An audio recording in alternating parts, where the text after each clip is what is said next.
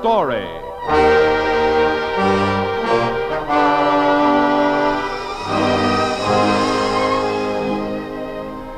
This is the story of one man's struggle for freedom of the press. John Brown stars as Arthur Mills in The Reluctant Fighter.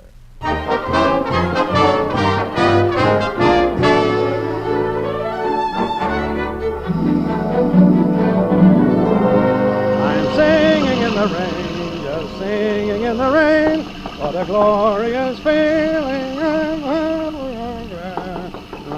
Oh. Yes? Now it's Tom Hendricks who's calling about Mr. White's terrible article in the Clarion. Even the mayor, huh? Well, tell him I'll call back. They don't want you to call back. They want you to rush over to Jed Billings' house. They're holding a meeting. I wanted to get to the store early today. Well, tell him I'll be over as soon as I de-soap myself. I'm singing in the rain, just singing in the rain. What a glory. Yes? Hey, Dad, Mr. Austin's on the phone. He wants to talk to you about that Clarion article. Well, tell him I'll see him at the meeting. Oh, hey, Bill, first come in here and hand me a towel, huh? Sure, Dad. Here. Oh, thanks. Ooh. Anything else, Dad? No. Oh, say, Bill, I know you have to wear that silly hat, and I know you have to wear it backwards, but do you have to wear it in the house? Well, of course, Dad. It's part of the initiation. Oh, yeah. All right. Beat a path to the phone and deliver my message, huh? One message being beaten. Mr. Arthur Mills will be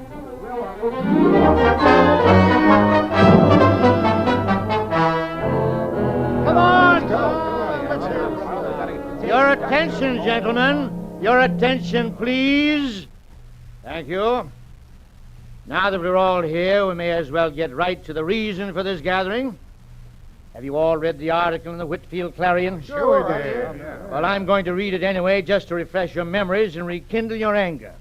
The coincidence that the land proposed by the school board to be purchased by the Whitfield High School Stadium happens to be land owned by a group of citizens, which includes the mayor of Whitfield and some members of the school board, is too much for my stomach to absorb, especially when this land happens to be on the other side of town from the high school, when there is land almost adjacent to the school that would supply ample acreage for the project.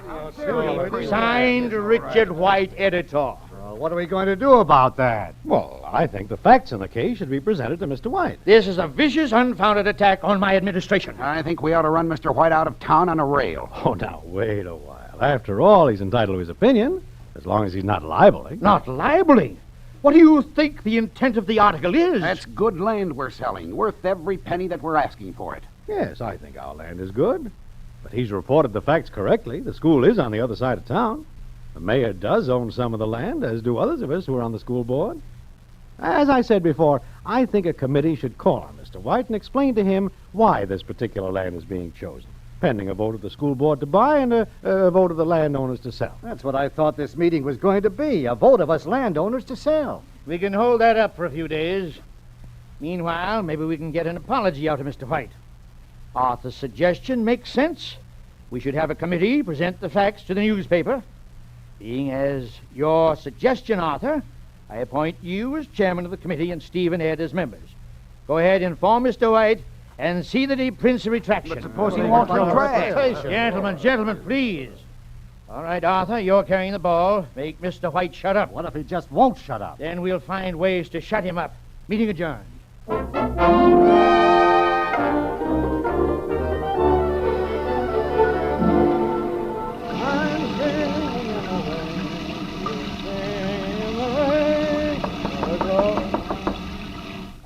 Yes? Telephone, Dad. Who is it? Tom Hendricks about that Clarion article. Well, I've seen him about that. This is a new one, Dad. Give me my robe, will you, Bill? Sure. Here you are, Dad. Thanks. Why is it that I can be sitting next to that phone for hours at a time and it'll never ring? But let me step into the shower and get soaped up, and it'll never fail that the phone starts sounding off. Well, try taking baths, Dad. Maybe you'll break the jinx. I think it'd be smarter to have the phone taken out. Oh, talking about phones, Dad. Can I take a basketball out of stock? Wait a minute. What has talking about phones got to do with basketballs? And how come you're using so much equipment? Well, the fellas say that the only sensible place to get equipment is from the guy whose father owns a sporting goods shop. I guess I can't argue with that logic. When does that silly hat come off your head? The end of the month. I'll see you later for that basketball. Hello, Tom. Arthur, you see that new Clarion article? No, not yet. And after he promised you... Now, wait a minute, Tom. White didn't promise anything. He listened to what we had to say. He made no promises. Well, you certainly didn't say anything to him that was very convincing. That new article... I haven't seen the article, so I can't very well discuss it with you. Well, read it and then come down here. We're having another meeting in a half an hour. Oh, I've got to get to my store. Take time off, Arthur. This is very important. Be here in half an hour.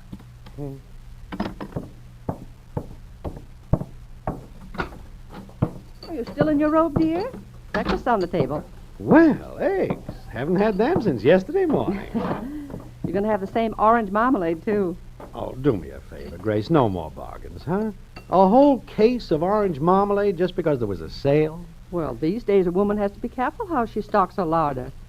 Prices aren't what they used to be, you know. Well, hereafter, when you stock the larder, please, dear, no orange marmalade. Say, is the Clarion around? On the chair beside you, dear. And here's your coffee. I was wondering, Arthur, if you could spare an extra $25 this month. Boy. Next Friday, we start a series of psychology lectures. Well. I want to give a tea for Professor Smythe. He's the lecturer. It's quite a feather in my cap to be... Arthur, is the Clarion more interesting than your wife? Huh? This is the follow-up on yesterday's item. This keeps on. There's a fine chance we won't sell that property the school board wants. No? Well, that money was going to send Bill to Princeton. Read it. Says, yesterday a committee called at the Clarion office. This committee represented the interests of those real estate owners who are involved in the deal with the school board. They presented facts, we got facts in quotation marks, which they claimed showed irreproachable reasons for placing the stadium at the other end of town from the high school.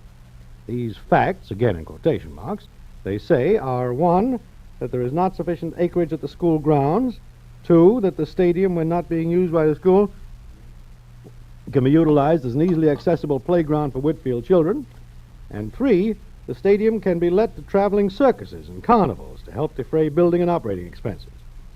To all this newspaper says nuts. If this committee was financially uninterested, would they be so glib with reasons? This newspaper doesn't think so. Stadium is for the use of the high school. Put it next to the high school. Signed, Richard White, editor. Well, you're not going to let him get away with that, are you? Certainly not. I'm due at a meeting now. I have an idea Tom Hendricks is going to want pistols at 10 paces.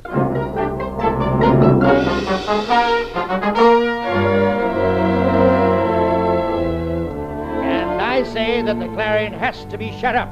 Our motives are honest. Our reasons are logical. The Clarion continues spouting off. People are going to start believing it. We've got to shut him up. Why don't we just vote to sell right now? Because the school board hasn't as yet voted to buy. Here again, if the Clarion keeps throwing mud at us, the board might just decide not to take chances of having mud slung at it and decide not to buy. Because that might well be no stadium at all for Whitfield. Well, who's got ideas on how we're going to shut him up? Well, the first thing we could do is all of us cancel our subscription. Yeah, and get all our friends to do the same thing. Yeah, that's one idea. Another one, and one that'll hurt more, is we cancel our advertising. Between us, we supply most of the advertising to the Clarion, and the advertising that we don't supply, we have enough influence to get canceled. Tom. Oh, here he goes again. I know. Here's old wait-a-minute Mills again. But, it seems to me this course of action would make us censors. But we don't have any right to... We've got to protect ourselves, Arthur. We're going to put the Clarion out of business. Just because the editor has a different slant on things than we do? We can't do that. Who says we can't? Well, everything we believe in says we can't. Well, I don't know, our towns, our schools, our freedom of the press. Let's talk about it. Action. All those in favor of the suggestion made signify by saying aye. Aye.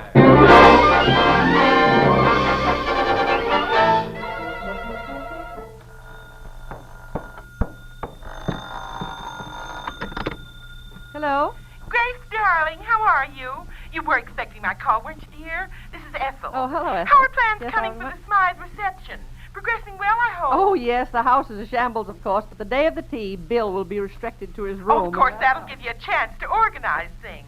You will call on me if you need help, won't you? Well, thank you, I Ethel. do That's hope very nice. that this terrible Clarion hassle won't interfere. Well, how could that Let's have see had- now. The reception's late next week, isn't it? Yes, it is. Oh, well, by then everything will be smoothed over, I'm sure. You will remember to call on me if you need help, won't you, dear? Well, I certainly Of will. course It's you awful- will. Goodbye, dear. Bye. Now, do give me a ring, please. Big wooden box uploading in the Bill? I Oh, Bill? put it in and opened it up, and much to Bill. my surprise, I discovered a boom-de-boom right Bill. before my eyes. Want me, Mom? Yes, I want you. I want you not to disappear right after dinner tonight. Now, just this once, you can dip your manly hands into the sink and wash the dishes, so I can go out and do some shopping. Oh, Mom, what'll the fellas think if they see me? Oh, well, turn off the lights and do them in the dark. Your friends will think you're watching television. Now, don't forget, dear. All right. Say, Mom, is Dad okay? Of course. Why? He's been off his feed lately. Oh, stop referring to your father as though he was a horse. He's not been off his feed. He's been working hard, that's all. I was wondering. I heard a couple of cracks around town. Well, don't listen to gossip. Oh, there's that phone again. Now, dear, don't forget the dishes tonight. I won't. I get up and ran the town happy as a king. Hello? Hello, Grace? Doris. Oh, Doris, how are you? I'm afraid we'll have to put off the shopping tonight, Grace. Ed's in a dither about this Clarion thing. I'll have to stay at home to soothe the savage beast. Well, we can do it some other night. Grace, does Arthur have to stand against the town on this? Why people think Arthur's standing against the town, I don't know. He's simply doing what he thinks is right. Well, do you think he's doing right, Well, Grace? frankly, I don't know. I suppose as long as one does what one thinks is right, it's right. Or am I being incoherent? We probably all are. But I do wish you'd talk to him. It's getting sticky out, if you know what I mean. Yes, I do. But, Doris, I don't think I'll talk to him about it just now. Everybody else in town seems to be talking to him about it.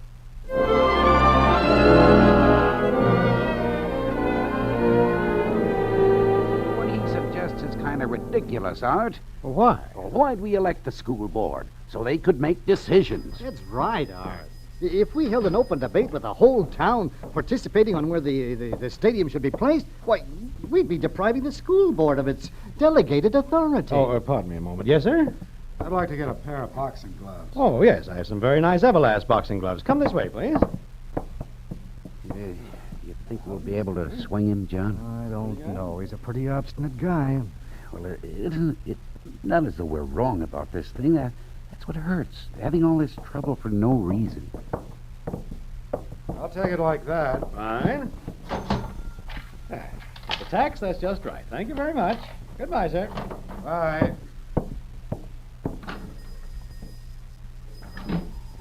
Okay, John, you were saying... Business isn't so good, is it, Arthur? Well, you know, it's off and on, off and on. Now, you might say it's the only known case of over-advertising in town. Now, look, Ed, I'm not taking my ad out of the Clarion. Everybody else has. Well, I think the whole idea smells. I don't see how you can say that, Arthur. The editor of the Clarion is making criminals of us. That's not true, John. Richard White is performing what he feels is his function, giving the people of Whitfield the news. Okay, that's his privilege. He thinks the stadium should be in one place. We feel it should be in another. Don't you believe we're right? Certainly I believe we're right. Don't forget, I was chairman of the committee that presented our reasons to Mr. Richard White, and darn good reasons, too. We haven't forgotten it, but you seem to have, Arthur. Now, we all know we're right. So what's the moralistic fouler all about? We know we're right. We know it's best for the town. But the Clarion feels it is just as right. The Clarion wants a town hall discussion of it. Now, what's wrong with that? Oh, the Clarion is making such a fuss about it that the school board will be intimidated into canceling its plan. Now, we all agreed to shut the Clarion up. I never agreed to that. I don't believe in it. All right, suppose you don't believe in it. All your friends pulled their advertising. All your friends canceled their subscriptions. Now, just as a friendly gesture, just because we ask you to, you should do the same. You don't understand, John, and guess I'm just not qualified to explain it. Now, take it this way, Art. We've been friends for more than 20 years, and I know you understand practical things. I need that money we'd get from selling the land. Oh, I won't go to the poorhouse if we don't sell, but it would sure make things easier on me if we did. Oh, now, Now, look, Ed, if you need any money, you know you're welcome to as much as I could lend you. I'm not looking for charity, Art. I've got good property to sell. You keeping your ad in the Clarion gives it support, moral as well as money support. Why, indirectly, you're holding up that sale. Now, wait a minute. I'm beginning to get a little mad at this kind of pressure being put on me. That ad stays in the Clarion. Only because you're stubborn. Like the time you stocked ski equipment with no snow within 300 miles of here. And continue to stock it, even when nobody would buy. Yeah, your stupid stubbornness is costing us plenty. And it's going to cost you your friends and the goodwill of this town. Well, I agree I was stupid and stubborn when I stocked that ski stuff. Okay, but this is something else. I'm going to be stubborn again, all right, but this time without the stupidity. Don't see, there's a principle involved here. Maybe I don't even understand it fully in my head, but I feel it inside me. And you can all do your darndest, but you're not going to make me go against what I think is right.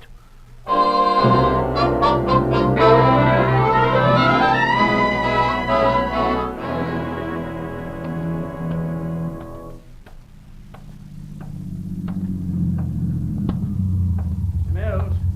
Hey there, Mr. Mills. Oh, hello, Mr. White. You got a minute? I think my wife's waiting dinner. What I have to say will only take a moment.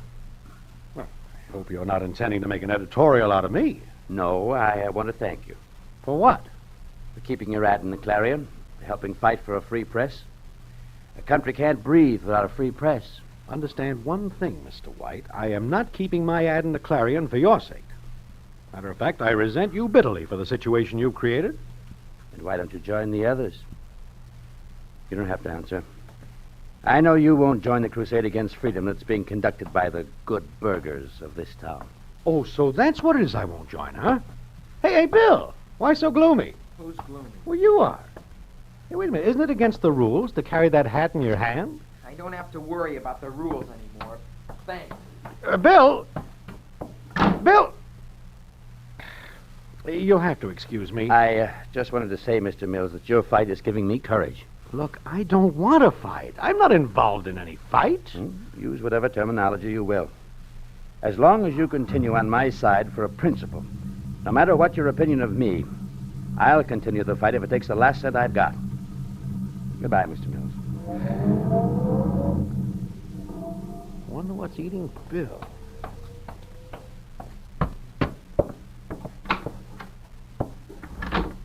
Bill? Bill? We're in the living room, dear. Yeah. Well, it's sure pleasant to get home after standing on my feet all day. Sir, I believe that's the first time you've said that since our honeymoon. And that was 20 years ago. Well, now, you see what a prize husband you have? Some men forget what they say on their honeymoon. Hey, where are you going, Bill? To my room. Now, wait a minute. I want to talk to you. Bill's had a disappointment. He blames it on you. I see. Well, sit down, Bill. Oh, you don't have to, but it's a simple enough request from a father. All right. Now, tell me about it. There's nothing to tell. Bill's been blackballed. He can't get into the fraternity. Well, how's that my fault? What's the matter? Was the basketball faulty? Something's faulty, all right. Mort Hendricks and Tommy Wilson and Shorty Telek said they blackballed me because their fathers told them you blackballed them on a real estate deal. Well, I didn't think they'd stoop to that. Well, they did. Look, son, I'm trying to stand up for a certain right. I'm sorry you're being hurt because of it. It's not fair. But I hope you'll understand. Why don't you forget about that old stadium? I go to the school, and I don't care where they put it. Where would this country be if every time someone got hurt a little, they backtracked all over the place? After all, Bill, it's only a high school fraternity. When you go to college... No, that's not the point either, Grace. High school or college. I want my son to know the difference between right and wrong and to be willing to sacrifice for it. You think it's right and wrong, but I'm the one who got burned at the stake for it. Yeah, and I know what's next. You're going to tell me about Washington and Jefferson and Lincoln. Well, what's wrong with telling you about Washington and Jefferson and Lincoln? That's all ancient history. And it's keeping me out of the fraternity. Well, it certainly gets vicious, doesn't it? Even your family isn't safe. You may as well get all the bad at once, I guess. What else could there be? Well, there's one ray of sunshine. You don't have to give me that extra $25. That should be good news, business being the state it is. What, $25? All the money I was going to need for my literary tea. You remember, Professor Smythe? Yeah. Well, the lecture group decided a bigger house would be needed. Ethel Thompson is the new queen. Long live her tongue. Oh, I'm sorry, Grace. I know how you wanted to hostess that thing. Arthur, I've been thinking. I really don't mind about myself, but with Bill being hurt and the way you've been dragging yourself around... Oh, Arthur, you're a practical man. Oh, so now you're turning on me. Oh, don't go getting righteous on me, Arthur Mills. You remember me, the little girl you rescued off the wallflower bench at those that shouldn't happen to an Airedale school social? I'm with you for better or worse, and it's nice for the most part. It's been for the better. I don't mind the worse as long as you and Bill are happy. I'm sorry, honey. I'm thinking of Bill, too. You know, I'm not so sure I'm right that I rule out the possibility that I could be wrong. And if I lose your support... You know, Arthur, I think if you'd changed your mind now, I'd gone home to Mother.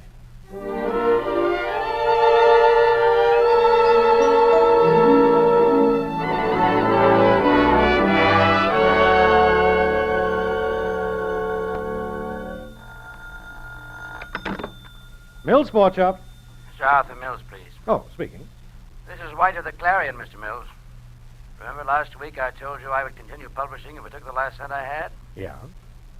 Well, it's done just that. The banks refused to extend a loan. Guess I can't blame them, considering the situation. I'm sorry, Mr. White. I hate to see any man lose his business. And nobody else knows yet. It won't be public knowledge until Thursday. I thought you could use the time until then to repair your fences with your friends. Pull your ad out of the Clarion and get back in their good graces. May as well be practical about things now. It's amazing the number of people who referred to me as practical, or who have advised me to be practical in the last few weeks. If being practical means losing what I believe in, well, I refuse to do it. Sometimes being practical can save the things you believe in. I suppose. I've been thinking of what you said about fighting. Well, there comes a time when one has nothing left to fight with, Mr. Mills. But I can't get out of my mind that remark you made about a country not being able to breathe without a free press. Let's face it, Mr. Mills. There can be no free press in the town of Whitfield.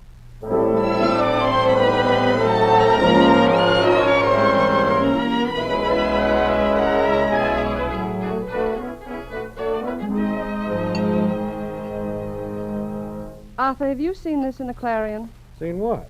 Pass the butter, dear. This article. The butter, dear, not the orange marmalade. Oh, here. Listen to this. This last edition of the Clarion reports that the school board has decided to purchase the land at the far end of town. It is fitting that this action should coincide with the demise of the newspaper which fought it and was killed by it. The editor of this paper regrets that he cannot be present at the vote of the landowners, which is to take place at 10 o'clock the morning of the 23rd of November. However, I feel safe in predicting that there will be but one lone negative vote against this joyful wake over the unmourned body of the Whitfield Free Press. I further say... All right, let it go. Well, did you know the Clarion was folding, Arthur? Mm-hmm. This vote today. You're going there now? Yep. I suppose you're the one negative vote Mr. White mentioned. Yes. Well, I think I'll go along and watch the fireworks.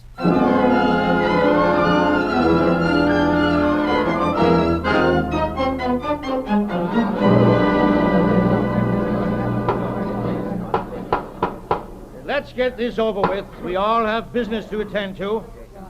The best way to do this, I guess, is run right down the roster.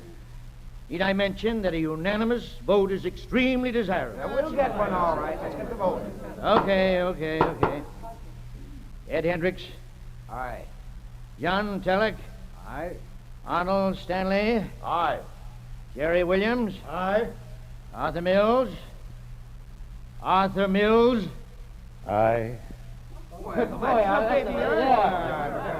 Well, Arthur, it's a relief to have you back with us. I'm sure there are no hard feelings. Of course not. There are hard feelings. But plenty of hard feelings. I'm a practical man, so I'm voting aye. But that doesn't mean I'm not sick inside. Yes, practical man among practical men who put their Americanism aside for practical purposes. I'm a man who was born and bred in Whitfield. I'm A man who's been living under the illusion that I was in an American town. A man whose son would rather be initiated into a fraternity than digest the concepts of our Constitution. A man who's disgusted that I'm a practical man. So I voted aye. I voted aye because I need money so that I can get out of Whitfield. I'm going to move my family out of this town and back to America. Come on, Grace. Pardon. Excuse me. Pardon. Thank you. Excuse me.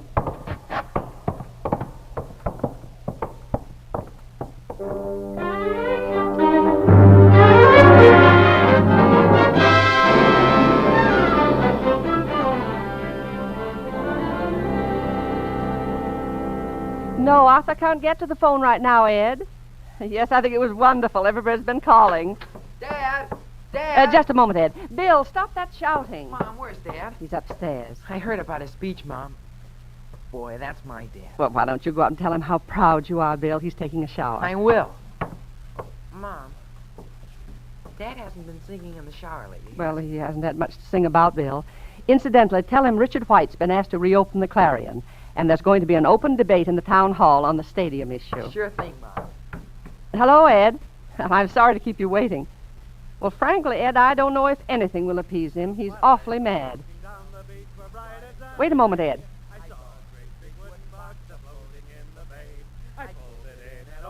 And much to my surprise, whoa, I discovered a boom, boom, boom, right before my eyes. Hello, Ed. I guess everything's going to be all right. We seem to be back in America. I took it to a guy I know who'd buy most anything. But this is what he hollered at me as I walked in the shop. Whoa, get out of here, boom, boom, boom, before I blow my top.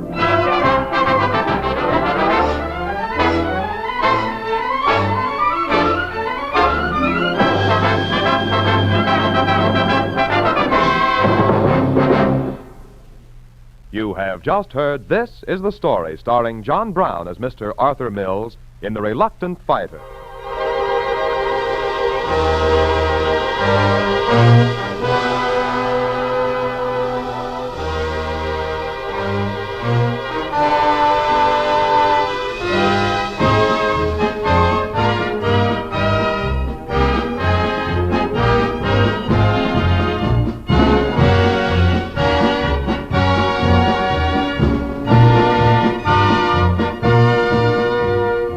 Myra Marsh was Grace, Bill was Jerry Farber, Leo Clary was Tom, and Wilms Herbert was Mr. White. Others in the cast were Jody Gilbert, Jerome Sheldon, Joe Duval, Betty Hanna, and Crane Whitley. Music was composed by John Hicks, under the direction of Michelle Perrier. The Reluctant Fighter was written for This Is the Story by Fred Freiberger, produced and directed by Will Scott.